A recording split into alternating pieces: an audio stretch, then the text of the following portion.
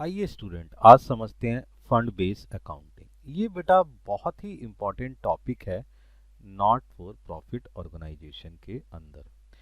Fund based क्योंकि जितने भी फंड्स आते हैं उन्हीं बेसिस पर ये ऑर्गेनाइजेशंस चलते हैं, तो इनकी अकाउंटिंग आपको बहुत अच्छे से आनी चाहिए। तो सबसे पहले हम समझते हैं कि बेटा फंड क्या होते हैं।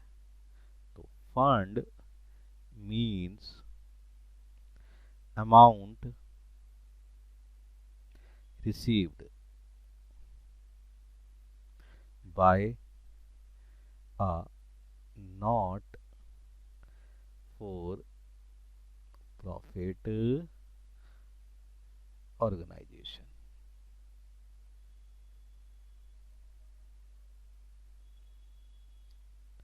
For a specific purpose.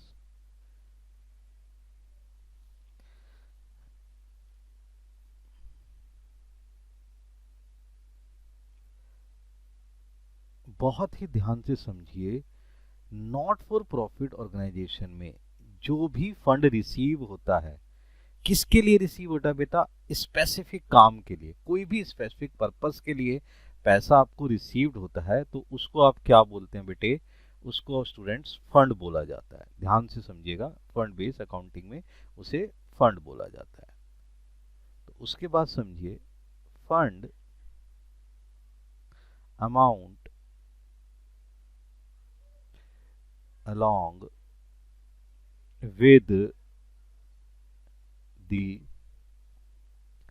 income earned of the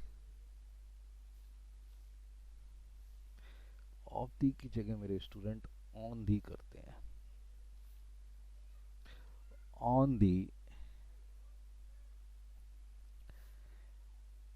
fund can not used for purpose other than those for which it is received। Student बहुत ही ध्यान से समझिएगा कि जो भी फंड आपको मिला है, जो भी इनकम उससे अर्न हुई है, वो आप कहीं और can not be used other, कहीं और पर्पस के लिए इस्तेमाल नहीं कर सकते बेटा। समझे मेरी बात को? ये वहीं इस्तेमाल होगी जिसके लिए वो चीज रिसीव्ड हुई है। तो फंड में ये ध्यान रखना है कि जिस चीज के लिए फंड आपको रिसीव्ड हुआ है, वहीं पर ही उसका इस्तेमाल किया जा सकता है। अब एक चीज दिमाग में आती है, सर आप एक बताएं कि डोनेशन क्या होगा फिर। अब बड़े ध्यान से समझिएगा, donation received for specific purpose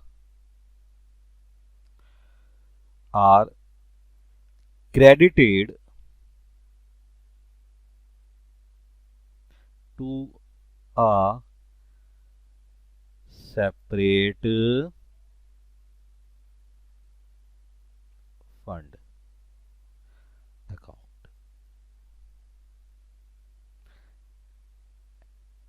and are shown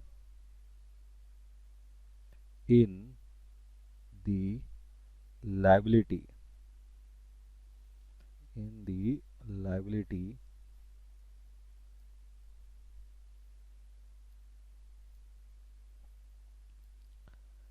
side of the balance sheet. बेटे ये ध्यान रखो, अगर आपको कोई डोनेशन मिला है और डोनेशन के साथ कोई भी कंडीशन लगा दी है कि भैया इसी स्पेसिफिक पर्पस के लिए ही ये इस्तेमाल होगी, अगर आपको कोई भी डोनेशन स्पेसिफिक पर्पस के लिए मिलती है कि आपको बिल्डिंग ही बनाना है या आपको इसका इस्तेमाल कोई मशीन खरीदने के लिए करना है, तो बेटे वो आपकी क्रेडिट होगी। कहाँ पर क्रेडिट होगी? एक सेपरेट फंड बन जाएगा उसका और बैलेंस शीट की लायबिलिटी साइड पर दिखा दी जाएगी। बहुत ही ध्यान से समझेंगे। अगर आपको कोई फंड मिलता है या कोई डोनेशन मिलता है, फंड आपको एक स्पेसिफिक पर्पस के लिए मिलेगा, तो वो स्पेसिफिक पर्पस के लिए फंड बन जा चुका होता है। लेकिन अगर आपको कोई डोनेशन मिलती है और वो उसके साथ किसी कंडीशन के साथ मिलती है, तो वो बेटे आपकी लायबिलिटी साइड पर शो की जाएगी। कहाँ पर शो की जाएगी? Liability side of balance sheet, क्योंकि उसका एक सेपरेट अकाउंट बन चुका होगा डोनेशन के लिए। बात को समझ रहे हो? अब ध्यान से समझो, ये जो सारी चीजें होती हैं तो यही क्या कहलाती है? Accounting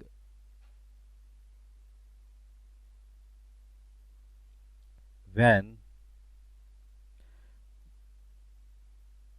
done on this basis as basis is known as fund based accounting। बेटे यही चीज जो है, इसके ऊपर जो हम अकाउंटिंग करते हैं वो यही अकाउंटिंग क्या कहलाती है? फंड बेस अकाउंटिंग कहलाती है। स्टूडेंट्स आप समझो ध्यान से कि फंड जो होते हैं नॉट फॉर प्रॉफिट ऑर्गेनाइजेशन में कितने तरीके के होते हैं? बेटा इसके दो हेड बनाए गए हैं, एक होता है अनरेस्टिकेटेड, एक होता है रेस्टिकेटेड।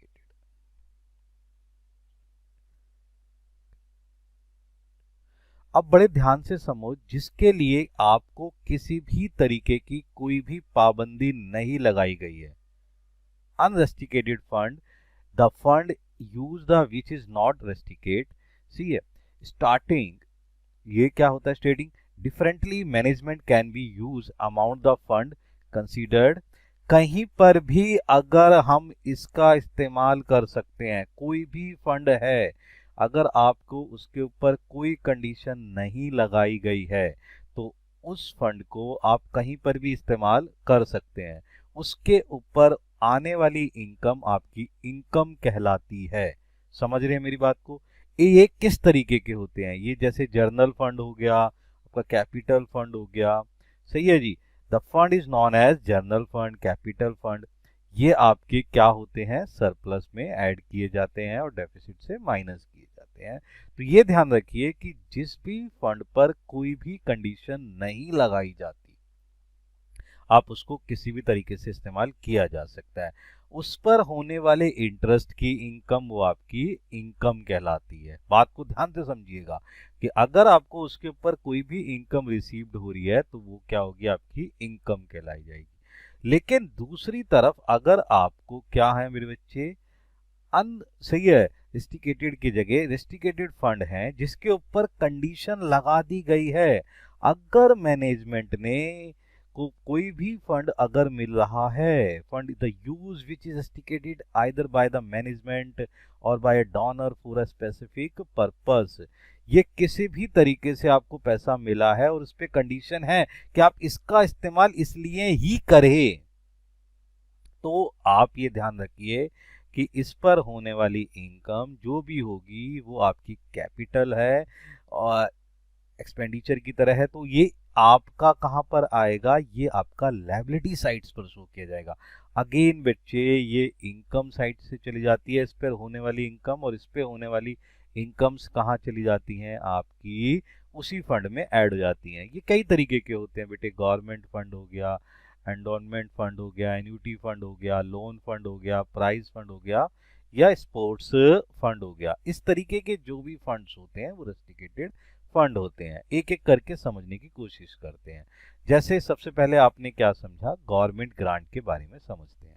गवर्नमेंट ग्रांट क्या होती है? कई बार ग्रांट आपको मिल जाती है, गवर्नमेंट ग्रांट, कि भाई आपको कोई, आप अच्छा काम कर रहे हैं, सोशल वर्कआउट के लिए काम कर रहे हैं, तो वो कुछ अमाउंट्स मिल जाता है, लेकिन अगर वो जो पैसा मिला है वो पैसा आपने क्या करना है, उसी काम के लिए इस्तेमाल करना है, अपने पर्सनल इंटरेस्ट के लिए कुछ भी काम नहीं कर सकते।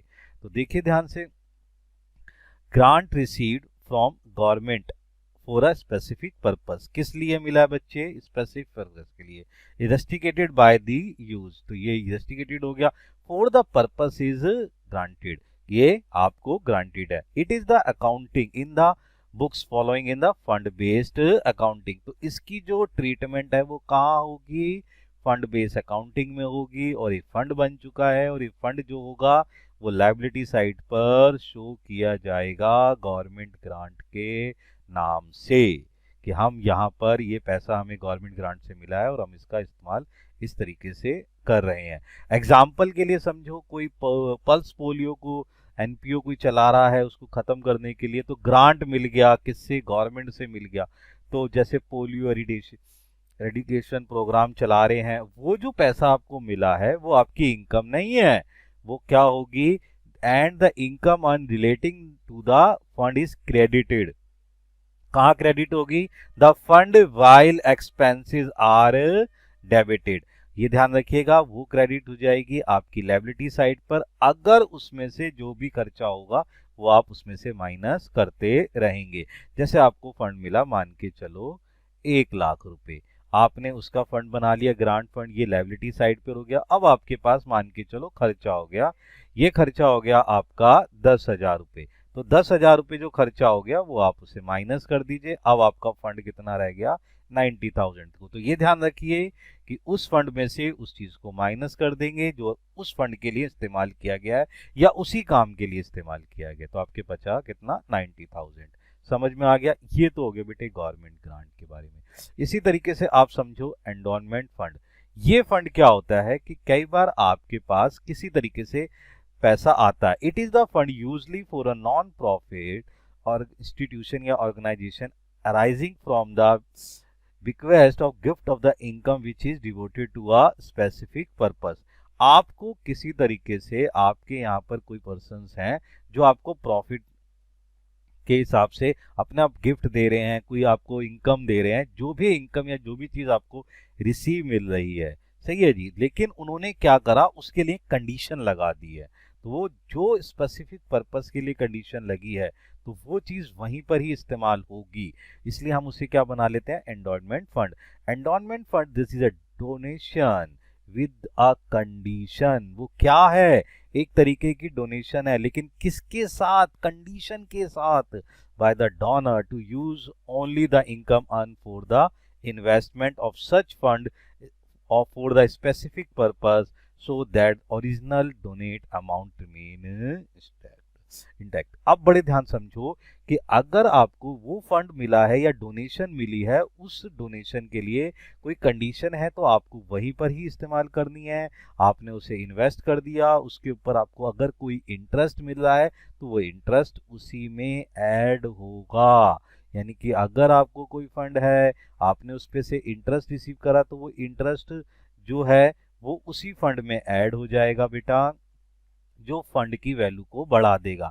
इसका मतलब ये नहीं कि तुमने इंटरेस्ट कोई अर्न करना शुरू कर दिया तो वो आपकी इनकम हो गई, नहीं नहीं नहीं, इंटरेस्ट उस फंड को इंक्रीज कर देगा और उस पे होने वाले एक्सपेंसेस उस फंड से माइनस कर दिए जाएंगे, ये आपका हो गया एंडोनमेंट फंड। इसी तरीके से बेटे फर्दर फंड्स होते हैं, जैसे एक तरीके का annuity fund.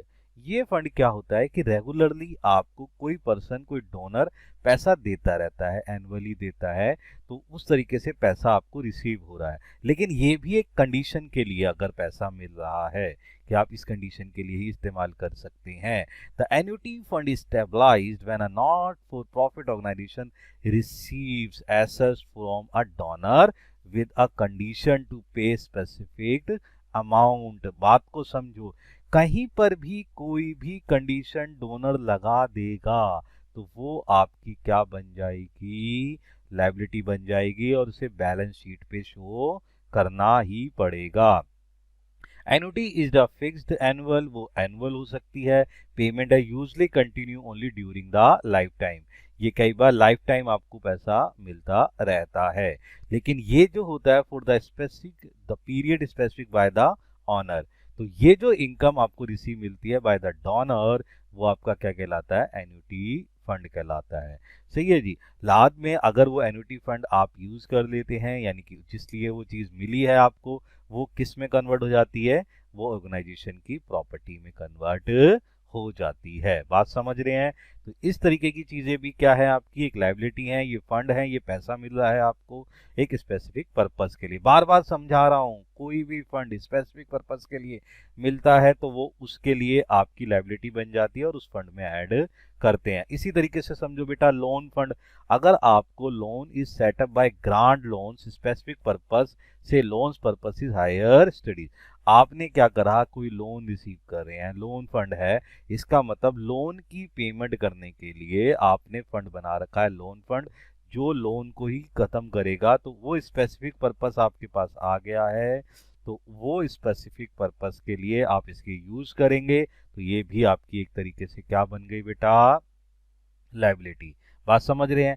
Fix assets fund, अब आपने क्या करा है, ध्यान से समझो। नेक्स्ट आप समझिए, फिक्स एसेट्स फंड क्या होता है कि आप कोई फंड बना रहे हैं और उस फंड के लिए आपको इन्वेस्टमेंट चाहिए। जैसे मान के चलो बिल्डिंग फंड, आपको बिल्डिंग बनानी है बेटा, बिल्डिंग तो बेटा कम पैसों में तो बनेगी नहीं, तो आपने एक बिल्डिंग फंड बना रखा है और उस बिल्डिंग फंड के अंदर पैसा आपको डोनेट होता रहता है। तो आप उस फंड को एड अप करते रहेंगे और जिस दिन इतना पैसा हो जाएगा उसके बाद आप क्या करेंगे? उसको बिल्डिंग फंड या बिल्डिंग परचेज कर लेंगे।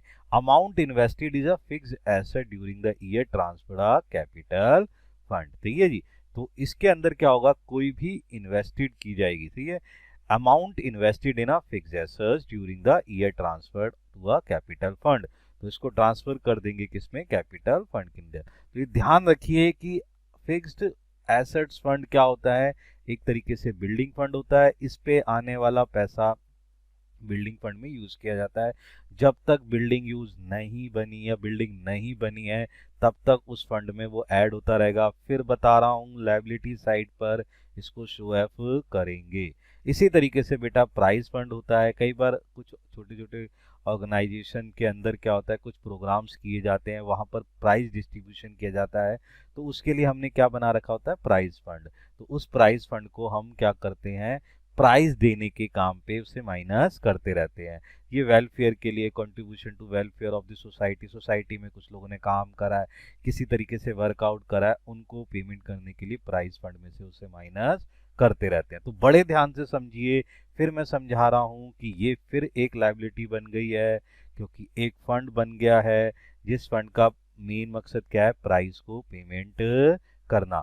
तो फिर मैंने आपको बताया कि दो तरीके के आपके पास फंड होते हैं, अनरिस्ट्रिकेटेड और रिस्ट्रिकेटेड। तो जो फंड कंडीशन के साथ लग गए हैं वो सारे के सारे लायबिलिटी साइड पर आएंगे और उनके ऊपर होने वाली कोई भी इनकम, इंटरेस्ट जो भी होगा वो ऐड कर दिया जाएगा, उस पर होने वाले कोई भी एक्सपेंसेस वो उसमें से माइनस कर दिए जाएंगे। अगर आपने उसे इन्वेस्ट कर दिया है तो उसे एसेट साइड पर शो कर दिया जाएगा। बहुत ध्यान से समझिए इस तरीके से। इसके बाद हम कुछ क्वेश्चंस करेंगे फंड बेस्ड अकाउंटिंग के। ठीक है बेटा।